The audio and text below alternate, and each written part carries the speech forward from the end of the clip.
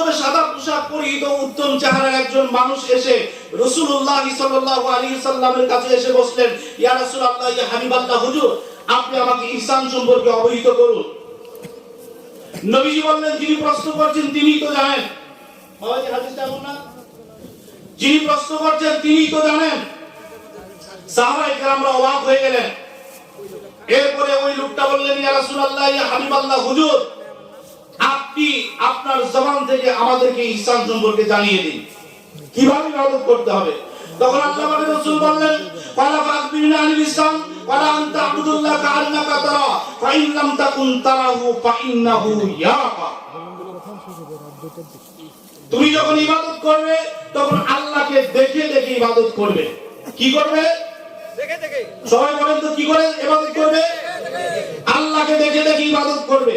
যদি তোমার কাছে এই যোগ্যতা না থাকে, আল্লাহ তোমাকে দেখতেছে, তুমি ওইভাবে ইবাদত করো।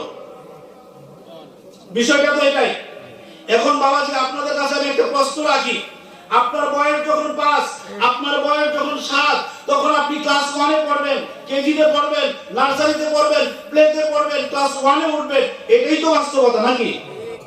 এরপর আপনার বয়স যখন 30 হবে, 35 হবে, মাস্টার ডিগ্রি কমপ্লিট করে তখন আপনি পড়াশোনা শেষ করে একটা চাকরি বাকরি করবেন, জীবন গঠনের জন্য কিছু একটা করবেন, তাই তো? যখন আপনার বয়স 80 হয়ে যাবে, যখন আপনার বয়স 90 হয়ে যাবে, তখন আপনাকে ক্লাস 1 এর বই দিয়ে যদি স্কুলে পাঠানো হয়, এটা কি সমচীন বা বুদ্ধিমানের কাজ, কোন জ্ঞানী মানুষের কাজ? এবার কথা তাহলে বুঝেন না কেন?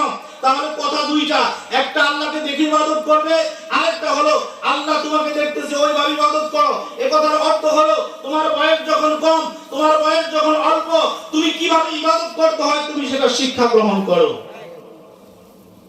এরপর যখন তুমি পরিপূর্ণ হয়ে যাবে, তখন তুমি আল্লাহকে দেখে দেখে ইবাদত করবে। এই আল্লাহকে দেখে দেখে ইবাদত করাটাই শিখিয়ে থাকেন আউলিয়ায়ে কেরামরা। কোন সুবহানাল্লাহ। আল্লাহকে দেখে দেখে ইবাদত করিয়ে থাকেন, দেখিয়ে থাকেন, মুরাকাবা শিখিয়ে থাকেন, মুশাহাদা শিখিয়ে থাকেন, ধ্যান শিখিয়ে থাকেন আউলিয়ায়ে কেরাম বুজুর্গানে দ্বীনরা। কোন সুবহানাল্লাহ। আর তাই শিখিয়েছিলেন